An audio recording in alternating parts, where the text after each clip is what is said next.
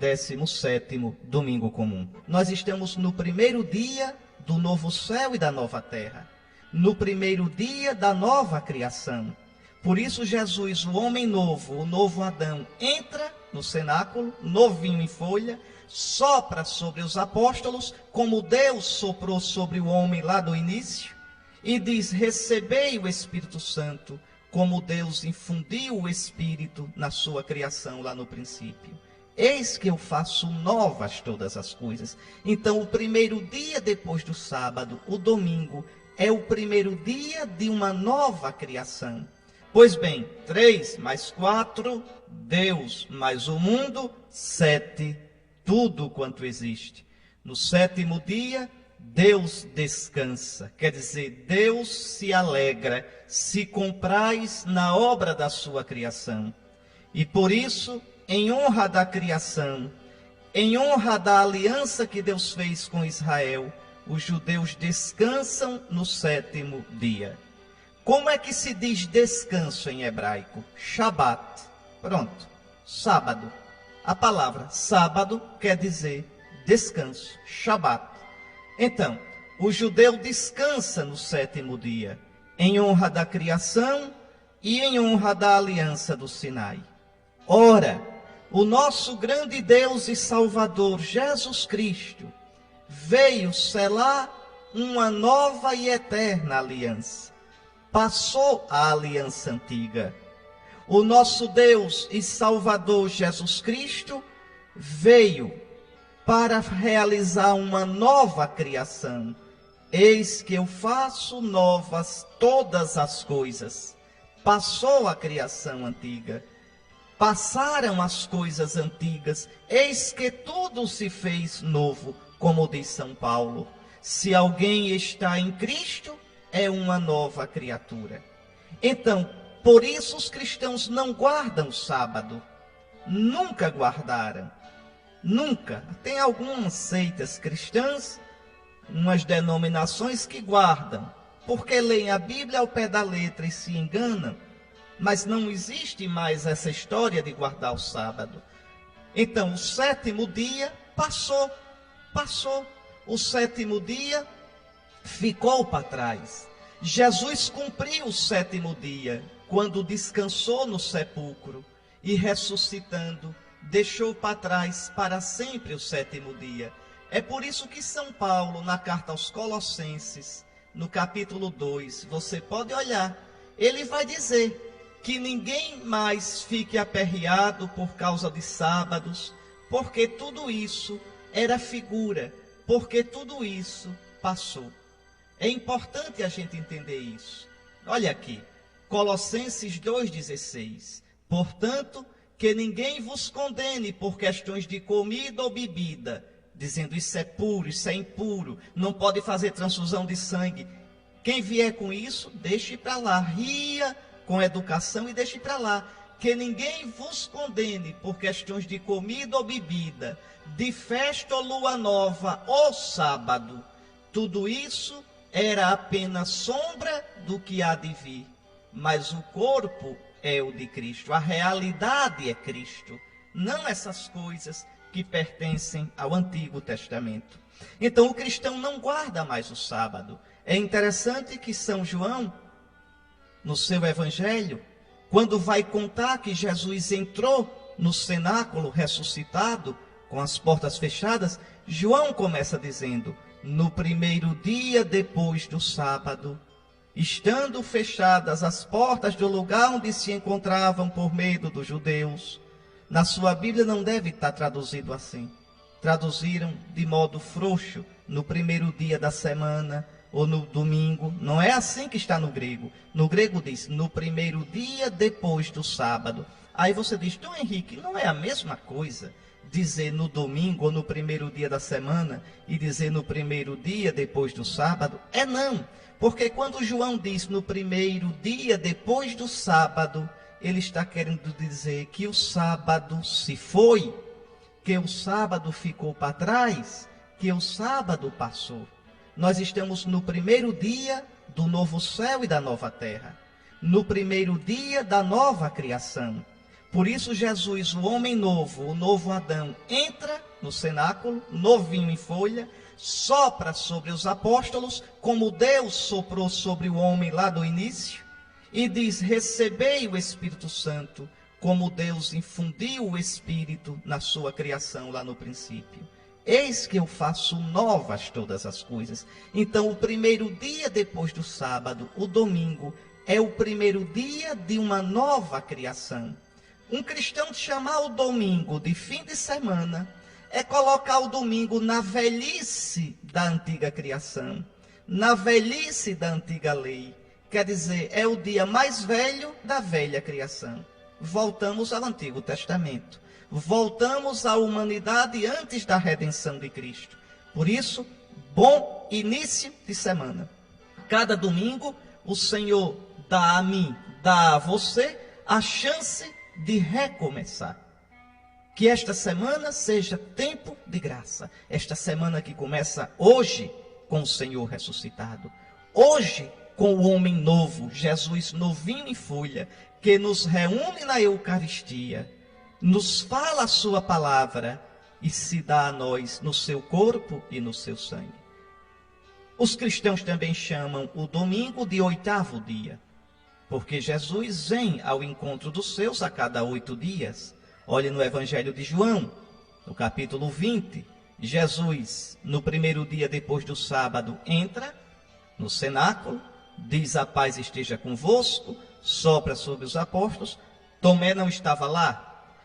8 dias depois, Jesus novamente se faz presente. Então, a cada 8 dias, o Senhor vem ao encontro dos seus. Então, o domingo é o primeiro dia da semana e é o 8º dia. Aí você diz: Dom Henrique, a semana não tem só 7 dias? Então, por que os cristãos chamam o domingo de 8º dia? Muito bem, porque o domingo é já o início do dia sem fim, do dia eterno. As semanas deste mundo só tem 7 dias. Se 7 é a plenitude, 8 é a plenitude consumada, 7 mais 1. Chamar o domingo de 8º dia é lembrar que o domingo já é início, já é sinal do dia sem fim da glória. Do dia que não está na sequência dos dias, do dia que não terá ocaso. Então, domingo significa tudo isso, meus irmãos. Por isso os cristãos deram ao primeiro dia da semana esse nome, domingo. Isso é o nome cristão. Domingo vem de domínica, domínica, domínica, o dia do Dominus. Dominus é Senhor. Então, o dia do Senhor, dies Domini, dia do Senhor, domínica, domingo. É isso que significa. Então, o dia do Senhor ressuscitado. Senhor é o Cristo ressuscitado. Por isso, essa conversa comprida todinha para dizer: bom início de semana, bom domingo, bom dia do Senhor. E que estes 7 dias que hoje se iniciam sejam de bênção e de graça.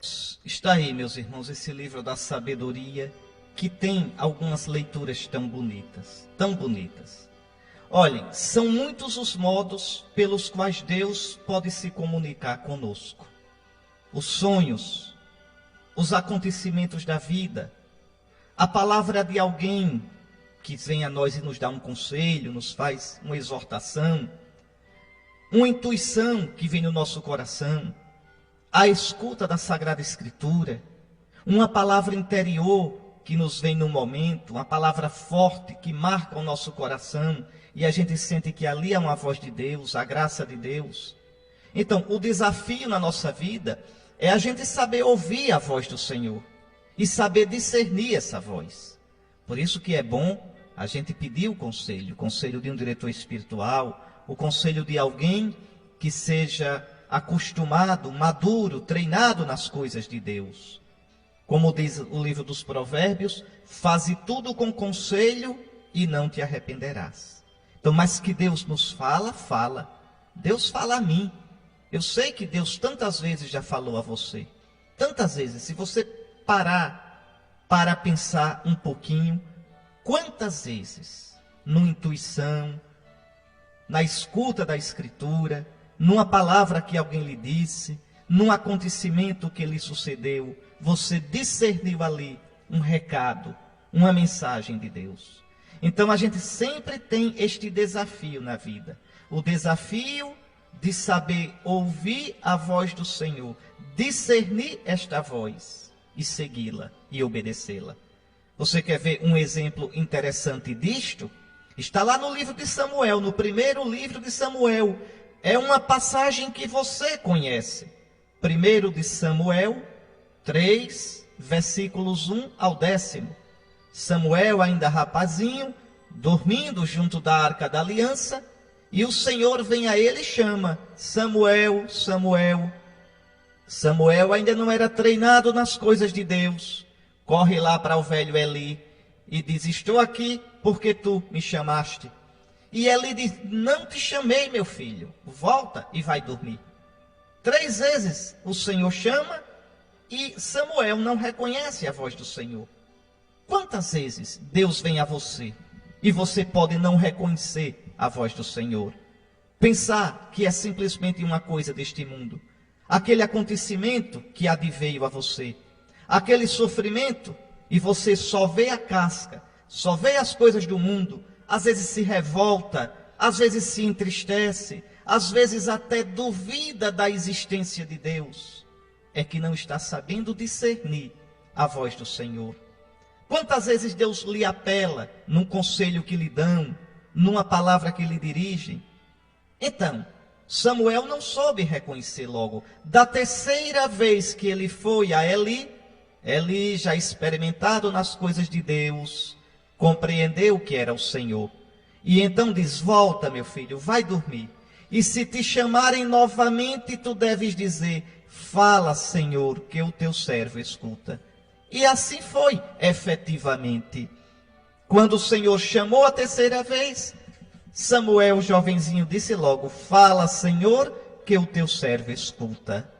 E aí Deus lhe disse o que queria de Samuel. Então, pode ler lá, primeiro livro de Samuel, capítulo 3, versículos 1 ao 10. Pois, nesta primeira leitura, Deus se revela a Salomão em sonho. Em sonho. Não quer dizer que todo sonho seja uma palavra de Deus. Cuidado com os exageros. Mas vejam, no sonho Deus falou a Salomão: pede o que me quiseres. E o que Salomão pediu a Deus? É muito bonito. Salomão foi um governante sábio, um homem sábio. Não pediu riquezas, não pediu vitória contra os inimigos. Não. Salomão faz um pedido lindo. E se a gente for olhar mesmo na tradução hebraica, é mais bonito do que aqui está na leitura. Porque nessa tradução nossa, como é que está dito? O que é que Salomão pede a Deus? Salomão diz, olha, o Senhor lhe fala, e Salomão responde: dá, pois, ao teu servo um coração compreensivo, capaz de governar o teu povo. Se fosse traduzir mais ao pé da letra, não é um coração compreensivo que Salomão pede. Repare o que Salomão pede: dá a teu servo um coração que escuta. Dá a teu servo, Senhor, um coração que escuta. Olhe que a gente precisa pedir isto a Deus, como Salomão pediu. Senhor, dá-me a mim, dá a cada discípulo de Cristo, a cada um que crê em ti, um coração que saiba escutar, um coração que saiba discernir a tua santa vontade, um coração atento aos sinais que tu dás na nossa vida. Então, como isso é importante? Você pode ler, é interessante, leia o Evangelho de São Lucas, no capítulo 2, versículos 19 a 51. Leia lá, vendo esses sinais que Deus dá, vendo essa capacidade de discernir. Então, é importante, meus irmãos, isso. Uma outra coisa importante nessa leitura, que Salomão, governando o seu povo, quer governá-lo debaixo da vontade do Senhor. Todo bom governante, deve entender que seu poder vem de Deus. Por isso o livro da sabedoria, no capítulo 1, esse mesmo livro que nós acabamos de ouvir, no capítulo 1 começa dizendo: amai a justiça, vós que governais a terra. Justiça aqui não é simplesmente a justiça social. Justiça aqui significa o comportamento reto, piedoso diante de Deus. É por isso que São Mateus diz que José era um homem justo. Quer dizer, José era um homem que vivia na lei de Deus. Agora vejam, isso vale para o governador, para o prefeito da sua cidade, para o presidente da república, para o senador, para o deputado federal, estadual, para o vereador. Isto vale para o chefe da empresa, para o patrão. Escute: amai a justiça, vós que governais a terra. Pensai corretamente sobre o Senhor, e com integridade de coração procurai-o. Ele se deixa encontrar pelos que não o põem à prova, e se manifesta aos que nele confiam. Pois os pensamentos perversos afastam de Deus, e seu poder, posto à prova, confunde os insensatos. Quem quer prova de Deus? Quem diz: que Deus, Senhor, se mostre. Que Deus, Senhor, por que não faz isso? Que Deus, Senhor, se o Senhor existe, faça isso, me dê um sinal. Coitado, esse não vai ver Deus nunca, nem agora, nem na eternidade. Porque o Senhor confunde os que o põem à prova, porque são insensatos. Então vejam: amai o Senhor, vós que governais os povos. O verdadeiro governante é aquele que reconhece que é pó, que passa, que o seu poder vem de Deus. Ah, não vem de Deus não, vem da urna. Cuidado, cuidado com a língua, porque é Deus quem dirige o coração de quem votou em você. Não se iluda. É Deus que dirige os acontecimentos. Por trás dos acontecimentos que nós vemos, que nós experimentamos, Deus vai tecendo o fio da história humana e os fios das nossas histórias. Deus vai aproveitando a nossa liberdade, nossos desejos, sejam para o mal, sejam para o bem, e vai guiando tudo. E se formos dóceis ao Senhor, mesmo dos males, Ele vai tirando o bem, porque Deus sabe, e só Ele sabe, do mal tirar o bem. Por isso a exortação do livro da sabedoria, esse trechinho que eu li, foi Sabedoria capítulo 1, versículos 1 a 3. Então amai a justiça, vós que governais a terra. Tende bons sentimentos para com o Senhor. Governai com retidão. Governai com o coração aberto para Deus. Governai no santo temor de Deus. Como Salomão fez. É isso que Salomão pede. A graça de um coração que escuta o Senhor. A graça de não governar fechado em si mesmo. E como nós precisamos, nos dias de hoje, de governantes sábios, de governantes que governem sabendo que eles passam, e que o que eles receberam, a missão de governar, eles um dia haverão de dar contas a Deus. Triste do governante que só olha para si próprio, como se ele fosse a verdade, como se ele fosse a sabedoria, como se ele fosse autossuficiente. Ele ficará preso do poder, coitadinho, menor do que o poder dele, achando-se tudo. E triste do que governa e se acha tudo, porque é um bobo iludido, porque o poder passa, o poder se esfarela. E se a gente fez do poder o sentido da vida, quando o poder passar, a vida não tem mais sentido. Feliz aquele que governa com os olhos fixos no Senhor.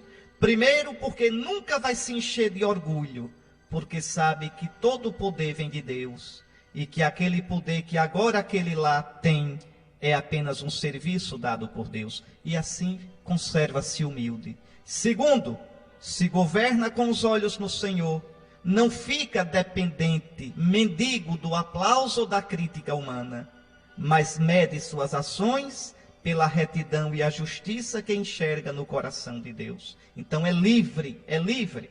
E terceiro, como sabe que um dia dará contas a Deus do poder que tem, governará olhando sobretudo o necessitado, o que depende mais dele, o que clama por justiça, por proteção, por socorro, além de governar com justiça e retidão para todos.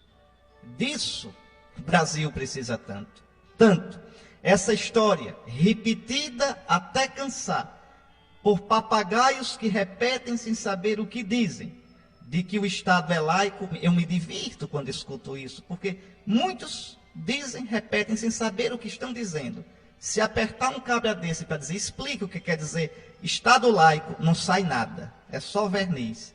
Pois bem, triste desses que ficam repetindo essa bobagem, sem saber o que estão dizendo, e a gente está vendo o resultado: corrupção, incúria com as coisas públicas, desprezo pelo dinheiro do povo.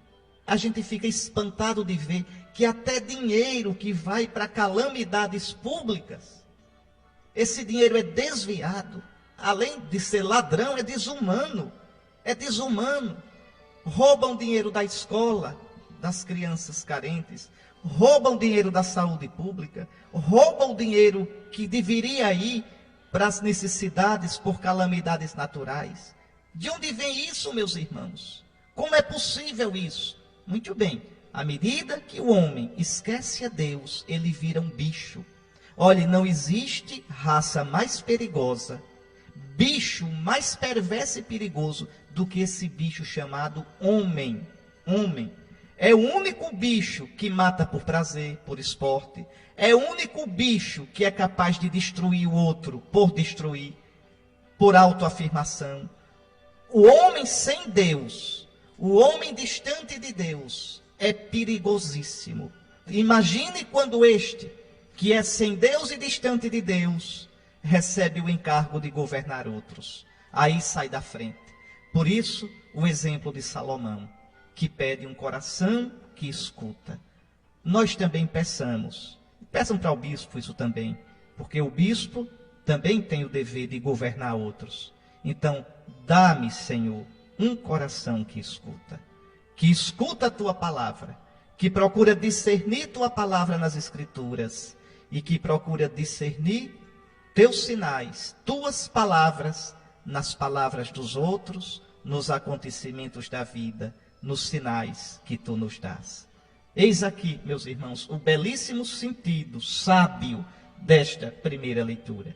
Vamos agora rezar um trecho do Salmo 118. Se você olhar na sua Bíblia, este Salmo 118, 119, é o salmo mais longo da Bíblia. E ele canta a lei de Deus.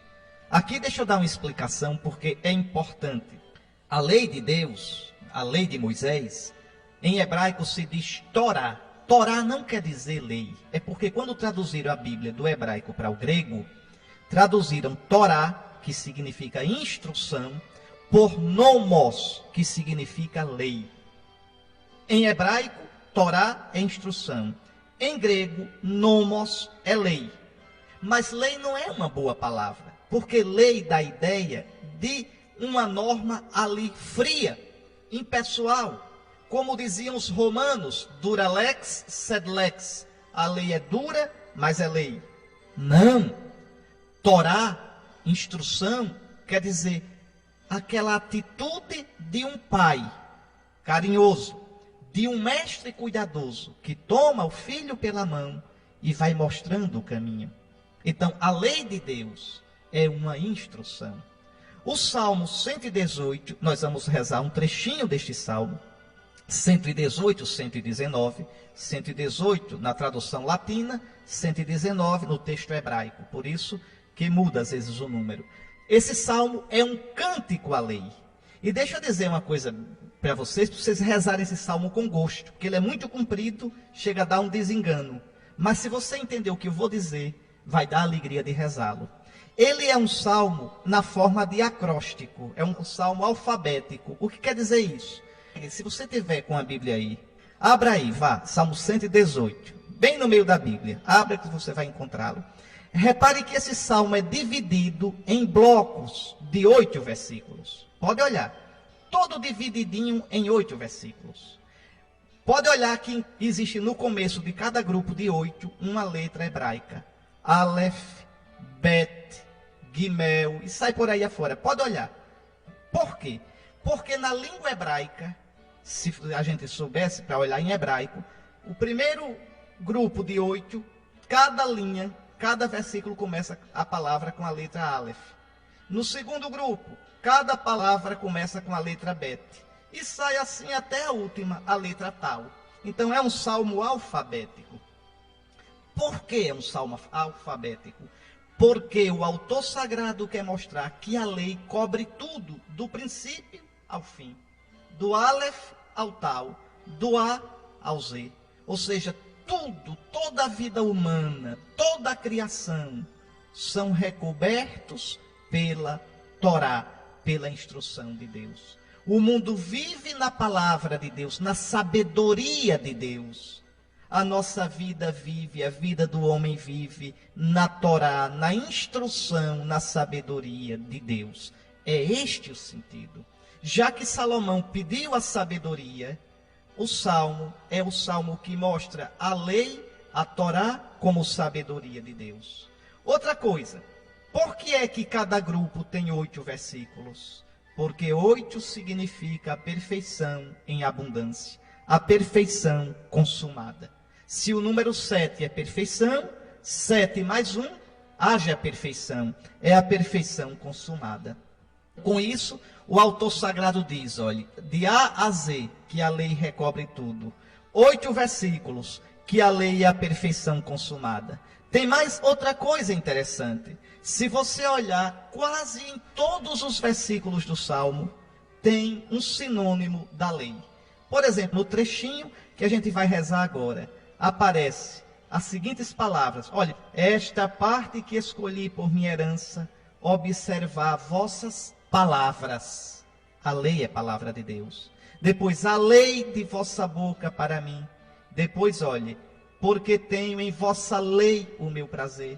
Por isso eu amo os mandamentos que me destes. Maravilhosos são os vossos testemunhos. Vossa palavra ao revelar-se me ilumina. Ou seja, o autor sagrado, neste Salmo 118, fica tão empolgado com a palavra, com a Torá, com a lei de Deus, que vai borbulhando da boca e do coração dele um monte de sinônimos, um monte de palavras para definir a lei de Deus. Ela é preceito, é mandamento, é testemunho, é caminho, é norma, é decisão.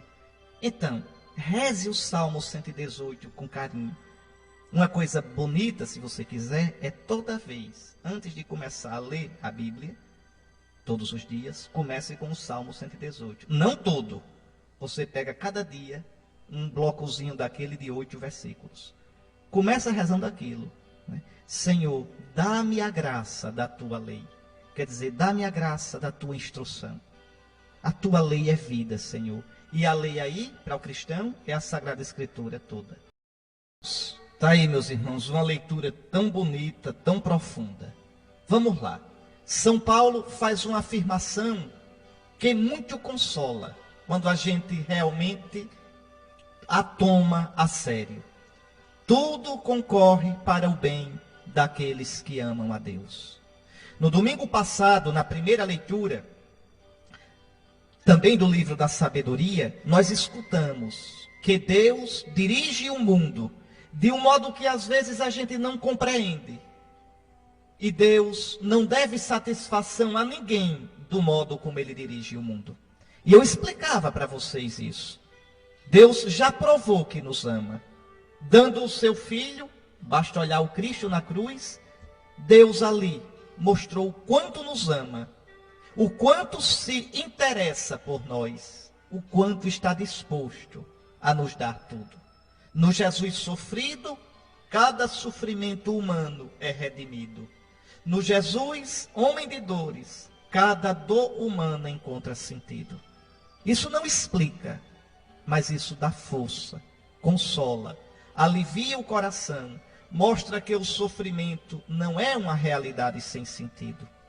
Pois vejam hoje o que São Paulo diz: tudo concorre para o bem daqueles que amam a Deus. Senhor, eu sei que tudo o que me acontece, em tudo quanto me ocorre, está presente o teu amor.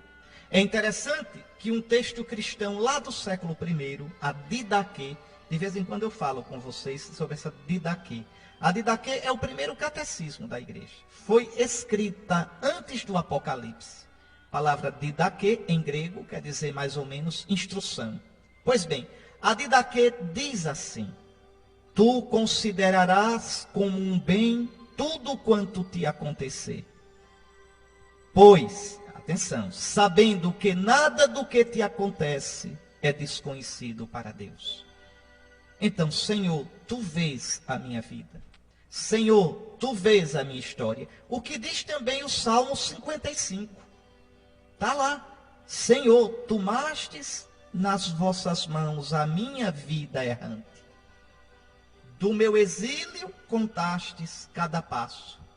No vosso odre recolhestes cada lágrima. E anotastes tudo isso em vosso livro.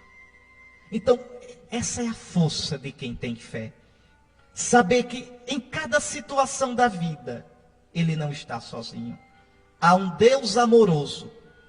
Há um coração providente e sábio que olha para nós. Por isso, a palavra do apóstolo nesta leitura: tudo concorre para o bem daqueles que amam a Deus.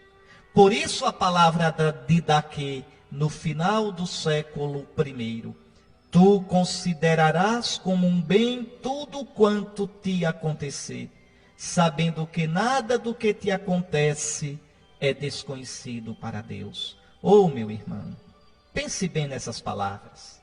Pense com fé. Pense em oração. Pense com profundidade. Deus sempre pode transformar o mal em bem, como fez com a cruz.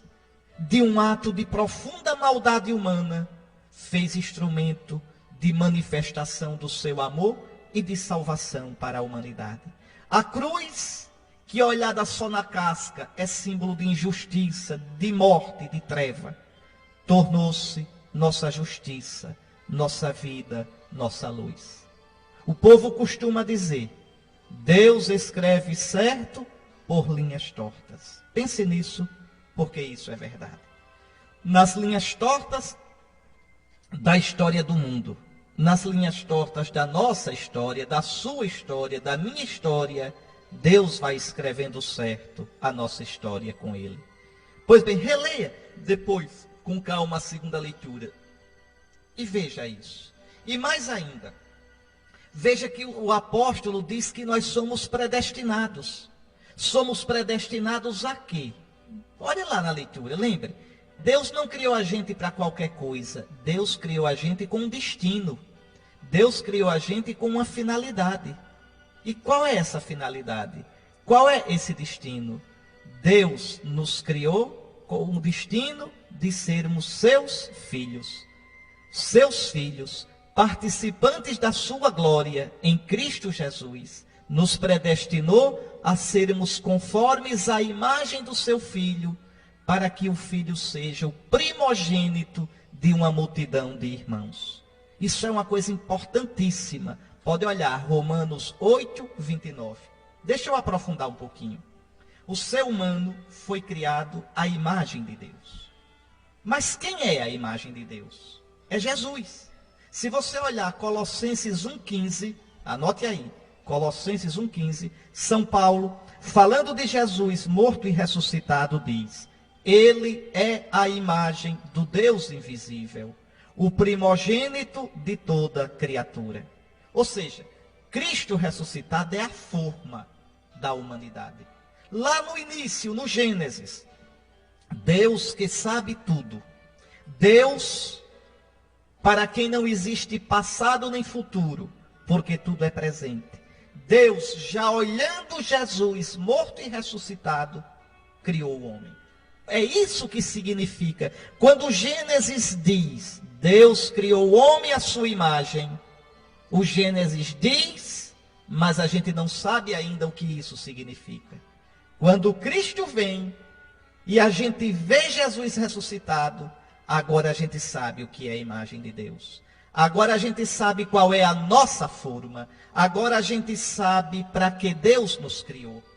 Veja, o homem é a imagem de Deus no corpo e na alma. No corpo também. E Deus tem imagem? E Deus tem corpo para a gente ser imagem dele no corpo? Tem. Porque o Verbo se fez carne. A imagem de Deus é Jesus. Então, daqui tem uma coisa muito importante, meu irmão. Se Deus criou o homem à imagem dele, se a imagem dele é Jesus, atenção, o ser humano que não se parece com Jesus não é humano de verdade. Quanto mais a gente trouxer na gente os sentimentos de Jesus, as atitudes de Jesus, a gente mais se parece com Jesus e a gente mais é humano. Humano como Deus sonhou. Aquela música do Padre Zezinho. Amar como Jesus amou. Sonhar como Jesus sonhou. Viver como Jesus viveu. Sentir como Jesus sentia. Sorrir como Jesus sorria. Veja, todo ser humano é criado, foi criado pelo Pai para o Filho, para se parecer com Jesus. Por isso São Paulo diz que Deus nos chamou, olha que coisa mais linda, para sermos todos conformes à imagem do seu Filho, para que ele seja o primogênito de uma multidão de irmãos. Aqui tem outra coisa bonita. Jesus, que é o unigênito de Deus, é o Filho único do Pai. Por exemplo, olhe o Evangelho de São João, no capítulo 1, João 1, versículo 14. O Verbo, a palavra se fez carne, veio morar entre nós. Nós vimos a sua glória, glória que recebe do seu Pai, como Filho único, unigênito, único gerado. Veja, único gerado, unigênito, cheio de graça e de verdade. Pois bem, esse Filho único, só ele tem a glória. Nós vimos a sua glória de Filho único. E depois no versículo 18, desse mesmo capítulo 1 de João, se diz: ninguém jamais viu a Deus. O Filho único, que é Deus, e está na intimidade do Pai, foi quem o deu a conhecer. Esse Filho único, que tem a glória de Filho único, veja, se tornou primogênito. Ele que, segundo o Evangelho de João, era o unigênito, o único, conquistou uma multidão de irmãos. Por isso São Paulo diz aqui, repare como é bonito, Deus nos predestinou para sermos, veja, conformes à imagem do seu Filho, recebendo o Espírito Santo do Filho, para que o Filho unigênito seja o primogênito numa multidão de irmãos. É muito bonito. E essa multidão de irmãos são aqueles que creem em Jesus, recebem o batismo, entrando na Santa Igreja. Então, o destino de todo homem, olha o que eu vou dizer agora. Deus nos criou para sermos cristãos. Deus nos criou para sermos cristãos católicos. Esse é o sonho de Deus para toda a humanidade. Muitos não são. E aí, o que vai acontecer com eles? Vamos deixar isso com Deus, não é? Não julgueis antes do tempo, esperai que venha o Senhor. A Escritura também diz. Mas que Deus criou a gente para ser cristão católico, isso Ele criou. Isso Ele criou. Que o sonho dele é todo mundo cristão, batizado em Cristo, e na comunhão da sua Santa Igreja Católica, esse é o sonho de Deus. Só mais uma coisa aqui. Aí diz assim, Deus nos predestinou. Quer dizer que a gente é predestinado, é? A gente é predestinado. Isso não quer dizer que Deus tira a nossa liberdade. Nada disso, está certo? Somos predestinados. Mas afirmar que somos predestinados não significa que não somos livres. Deus nos criou para a salvação em Cristo. Deus nos destinou a isto. Mas depende da nossa liberdade ir dizendo sim ou não a este chamado. Em outras palavras, salvarmos-nos ou perdermos-nos. Então, Depende de nós. Dizer que Deus nos predestinou é dizer que Deus nos criou com um objetivo. Por exemplo, eu construo minha casa. Essa casa está predestinada a que eu more nela. Agora, se eu vou morar ou não é outra coisa. Mas eu construí para isso. Não vai fazer como uma vez, a primeira vez que eu fui à Terra Santa, eu fui pela Jordânia. Para conhecer um pouco, porque uma parte da Jordânia, antigamente, foi também parte de Israel. O profeta Elias, o profeta Jeremias, nasceram do lado de lá, do Jordão, onde hoje é a Jordânia. Aí fui. Aí, passando lá por uma estrada da Jordânia, eu vi um conjunto habitacional, umas casinhas, mas todas vazias, todas. Aí eu perguntei ao guia, mas por que estas casas estão vazias? O guia disse, padre, é que o rei Hussein construiu essas casas para umas tribos de beduínos. Beduínos são aqueles que vivem em tendas no deserto. Aí esses beduínos, como eles vivem em tendas, olhando o céu, olhando as estrelas, sem o costume de viverem presos, colocaram os camelos dentro das casas e dormiam do lado de fora. Então, camelo, cabra, burro, todo mundo dentro de casa. E eles, os beduínos, fora. Então, pronto, a casa então foi predestinada aos beduínos. Mas não deu certo, terminou com os camelos. Pode acontecer comigo, com você. Somos predestinados a morar no reino de Cristo. E pode ser que a gente fique fora. É isso que São Paulo quer dizer. Quer dizer que a vida humana tem um destino. Que Deus nos criou com um objetivo. Nos criou, nos deu os meios para isso. Tanto que o apóstolo diz, chamou, santificou, glorificou. Agora, nada disso passa por cima da nossa liberdade. Tá certo? Então, isso é muito importante. Deus nos criou para a salvação. Predestinou-nos para sermos dele. Eu vou dar para você 3 textos para que você possa ver isso. Como Deus nos criou para ele. Veja Sabedoria, capítulo 11, versículos 24 ao 26. Veja Ezequiel, capítulo 33, versículo 11. Veja Efésios, capítulo 1, versículos 3 a 6. Agora não esqueça, depende de você aceitar ou não o chamado de Deus. Tá certo? São Paulo é muito firme. Diz de modo muito bonito na leitura de hoje.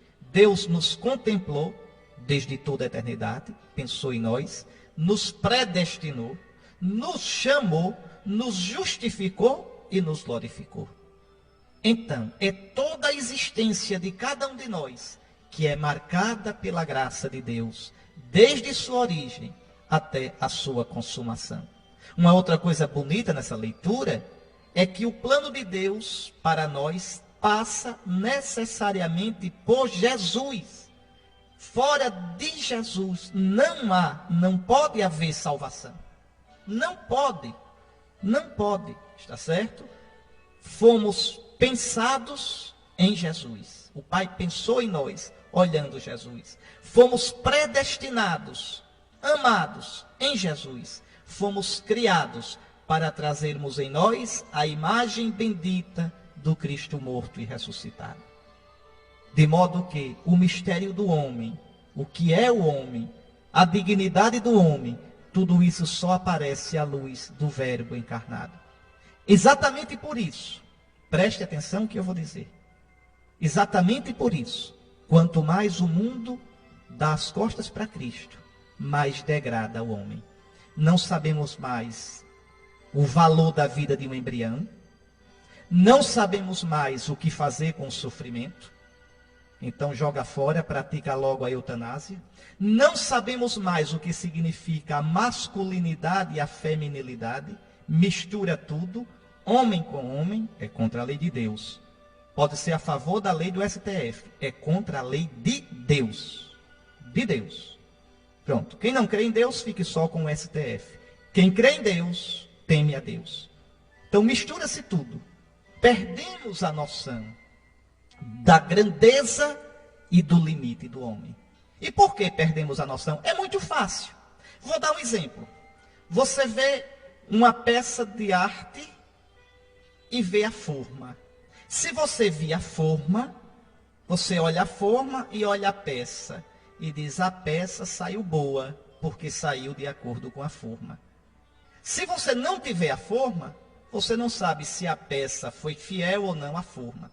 A nossa forma é Jesus.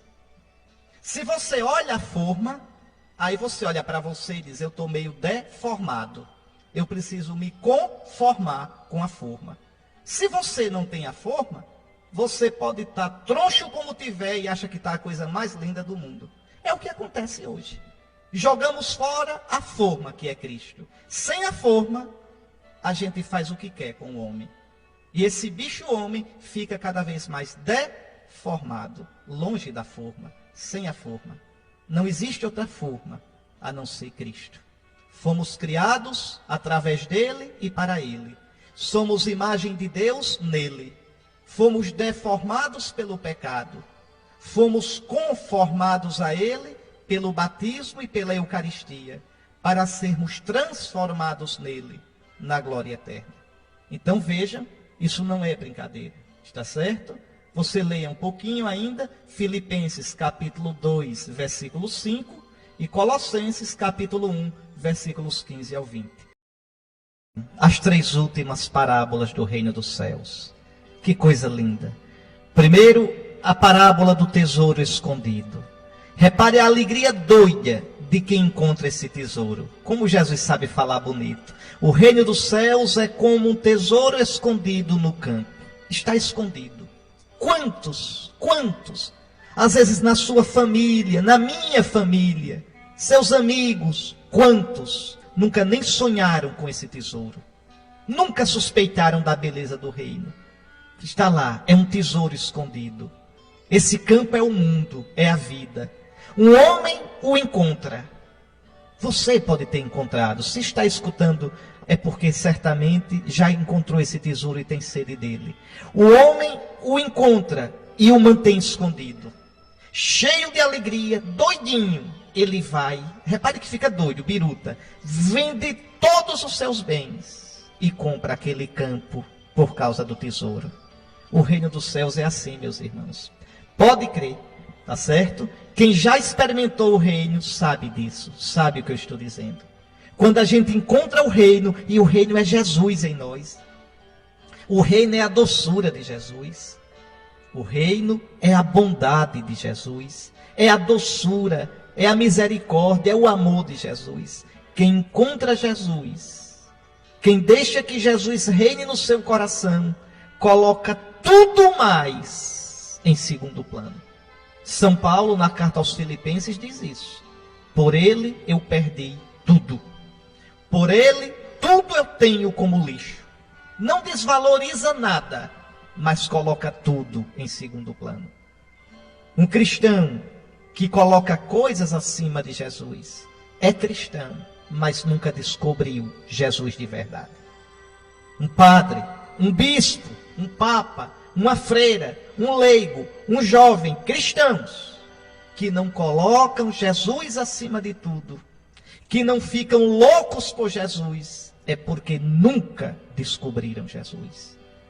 Porque Jesus, santo reino dos céus, porque eu já lhes disse que o reino dos céus acontece quando Deus reina em nós. Mas Deus reinando em nós é Jesus, é Jesus. Seguindo Jesus, acolhendo Jesus, nós deixamos que Deus reine em nós. Então, fica doido de alegria. Vende tudo e procura esse reino. E compra esse reino. Por isso que tem jovem que perde o juízo e larga pai, larga mãe, deixa o pai chorando, deixa a mãe aperreada, se manda, vai para uma comunidade de vida, vai para uma congregação religiosa, vai ser padre. Mas meu filho, um dia desse eu estava conversando com um rapaz que tinha um emprego bom e agora estava numa comunidade de vida dessa, cabeça raspada, e a mãe doidinha. Pois é, a mãe estava triste. Doidinha, meu filho, eu não criei você para isso. E ele feliz da vida. Por quê? Ficou doido. Por que ficou doido? Porque descobriu o tesouro escondido. Descobriu o reino dos céus. Só quem descobre isso é que sabe. Não tem jeito, não tem jeito. Então, meus irmãos, eu já comentei aqui isto, assistindo a um filme sobre Santo Antônio.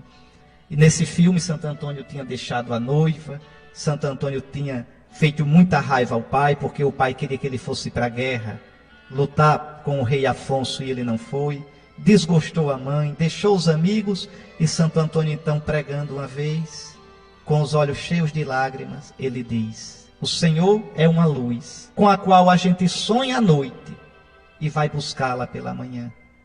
E diz: por ele, quem se entregou a Cristo, desilude o pai, deixa a mulher amada, entristece a mãe, abandona os amigos, deixa a terra querida, e no entanto nunca está só, porque tem Cristo, e em Cristo tem o amor, em Cristo tem o pai, em Cristo tem a mãe, em Cristo os amigos, em Cristo a verdadeira terra. Porque nesta vida as perguntas são infinitas, mas a resposta é uma só: Jesus Cristo, nosso Senhor. Está aí. O reino dos céus é esse tesouro escondido no campo da vida. Tenha coragem de deixar sua vontade, sua vida velha, seus caprichos, seu rancor, seu velho pecado, seu velho vício. Tenha coragem, vá, venda isso tudinho e compre o campo, e você terá o tesouro escondido. Essa é a primeira parábola. Agora vocês imaginem Jesus falando isso. Com que convicção, com que doçura. Depois a segunda parábola, a da pérola. Veja, o reino é o que de mais precioso pode existir. Há outras pérolas. O que diz nosso Senhor? O reino dos céus é como um comprador que procura pérolas preciosas, que procura felicidade. Você na sua universidade, na sua profissão, com a pessoa amada, com os amigos, a gente vive procurando pérolas. Ter amigos é uma pérola. Ter um emprego, um bom salário, é uma pérola. Encontrar a pessoa amada é uma pérola. A família, outra pérola. Tantas pérolas. Pois bem, e lá vai esse comprador procurando pérolas, no plural. Pérolas preciosas. Eu já procurei tantas na minha vida, e tenho tantas. Quando encontra uma de grande valor, essa é diferente das outras. Essa é uma pérola que ele nunca tinha visto. Fica doido. Vai, vende todos os seus bens, vende até as outras pérolas e compra aquela pérola. Esse é o reino dos céus. É a pérola que vale mais do que qualquer pérola. É a pérola que não é apenas mais uma pérola. Isso é o reino. Isso é o reino. A gente, para deixar que Deus reine, para deixar que Deus entre em nós com o seu reinado, a gente tem que colocar em segundo lugar todas as pérolas. Por isso, quando um cristão diz: não, eu não vou à missa, não sabe, porque eu sou tão ocupado no domingo, tem a casa de pai, eu tenho que ir. Esse não é mais cristão. Para esse, o reino não é uma pérola, é um peso. Esse nunca conheceu a alegria do reino. Como é que eu posso dizer que me abri para o reino, quando eu coloco qualquer porcaria, qualquer bugiganga acima do reino de Deus? Quando ele é a pérola de grande valor. Está aí, meus irmãos. O reino é belo. O reino é desejável. O reino é contagiante. O reino é precioso. O reino é Jesus. É isso que nosso Senhor está dizendo. Repare como ele fala bonito. E por último, a rede jogada no mar. Eu disse semana passada que era a parábola que eu mais gostava das parábolas do reino. Porque quantas vezes eu vi na minha Lagoas, quantas vezes eu vi na minha Maceió, andando no calçadão, lá fazendo Cooper, não é? Quantas vezes eu vi essa rede jogada no mar, sendo puxada. Escute só como é bonito. O reino dos céus é ainda como uma rede lançada ao mar, e que apanha peixes de todo tipo. Quando está cheia, os pescadores puxam a rede para a praia, sentam-se e recolhem os peixes bons em cestos e jogam fora os que não prestam. Que coisa linda! Aqui tem algumas coisas para a gente pensar. Primeiro, o mar significa o mundo. como o campo da parábola do joio. O campo é o mundo. O mar, o marzão da vida é o mundo. O reino dos céus foi jogado por nosso Senhor. Foi jogado nesse mar. Quantos peixes pegará? Quantos não pegará? Pois bem, o reino dos céus é como uma rede jogada no mar.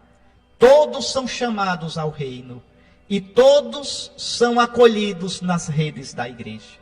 Porque a igreja é a serva do reino. A igreja é o instrumento que Jesus deixou para concretizar o reino. A igreja não é o reino. Não é o reino. Nem o reino coincide com a igreja.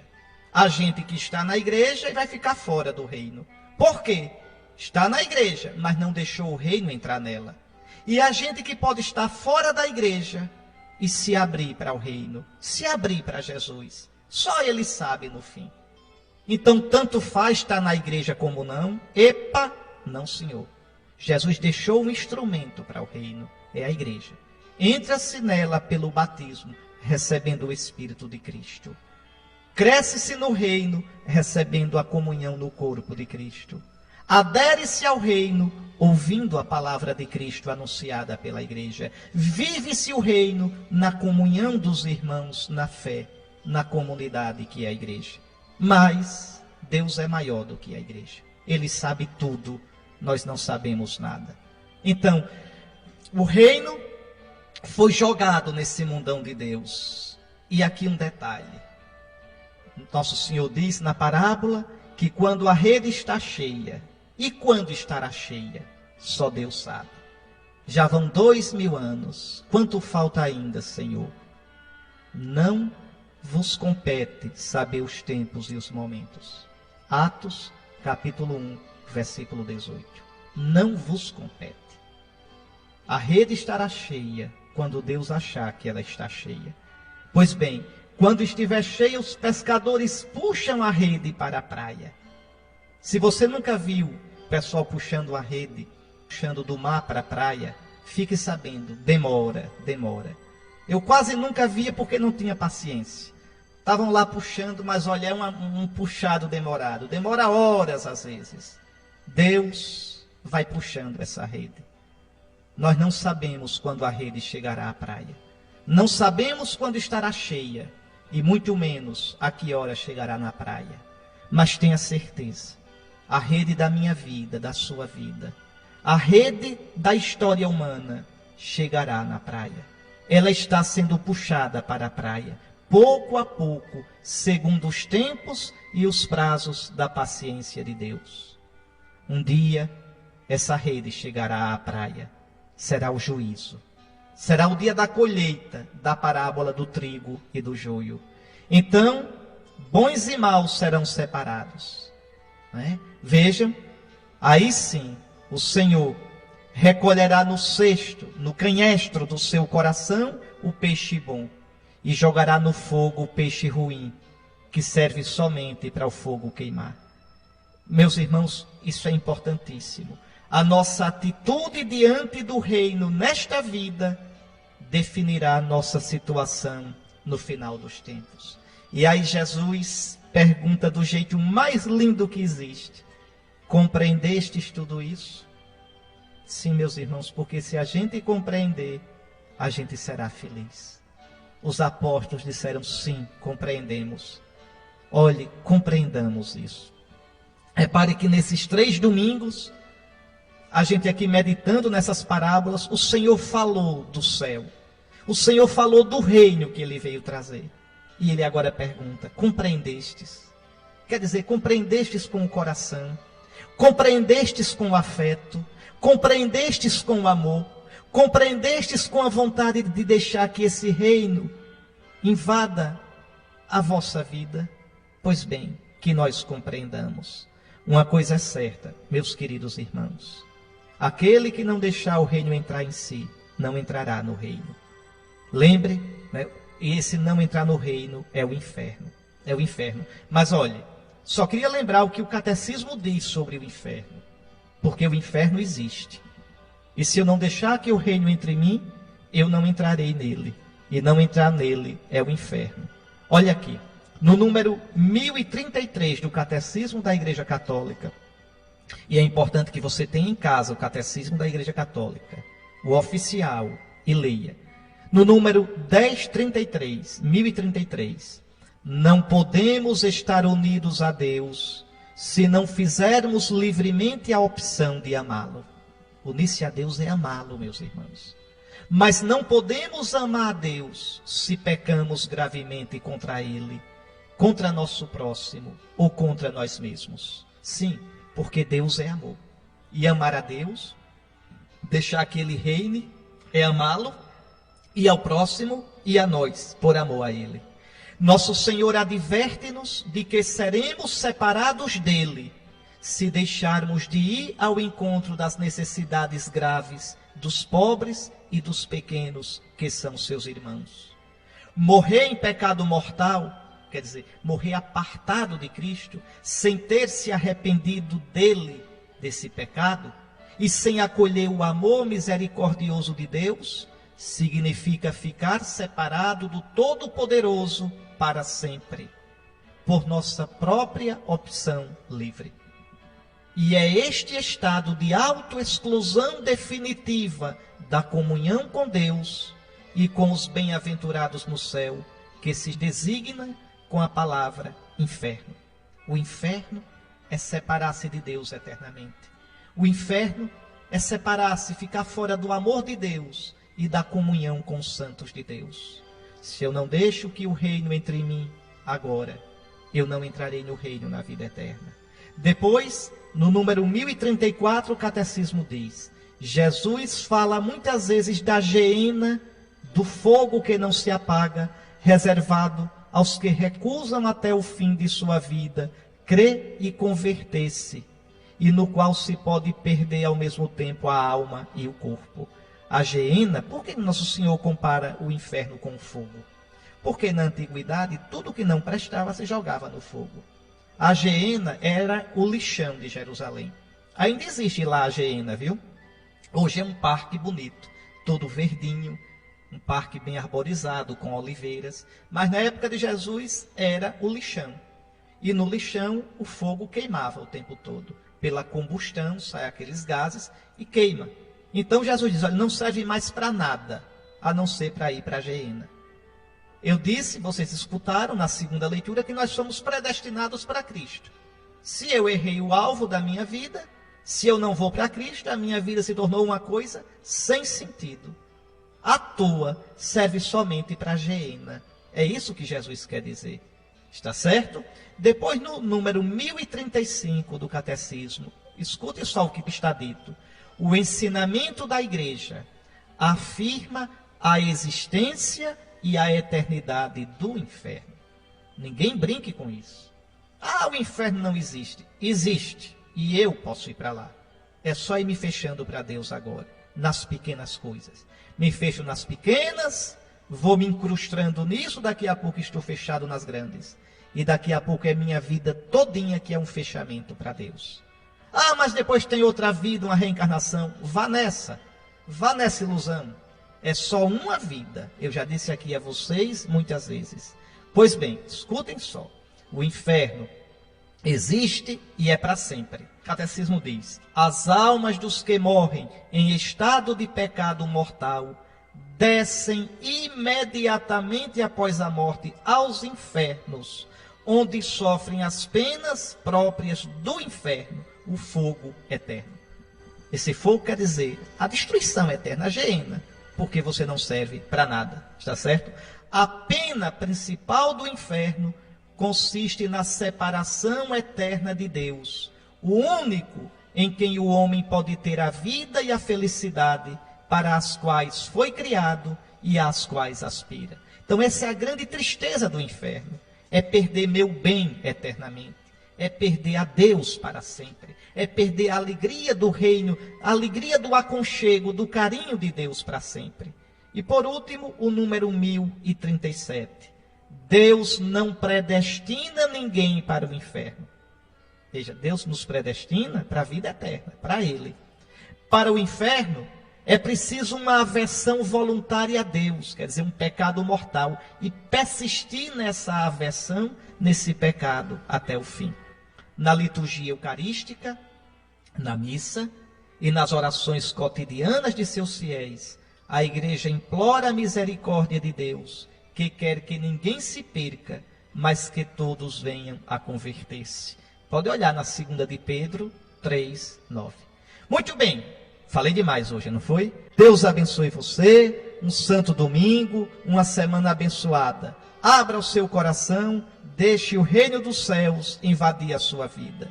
O Senhor esteja convosco. Abençoe-vos o Deus Todo-Poderoso, Pai, Filho e Espírito Santo. Fique em paz. Nosso Senhor abençoe.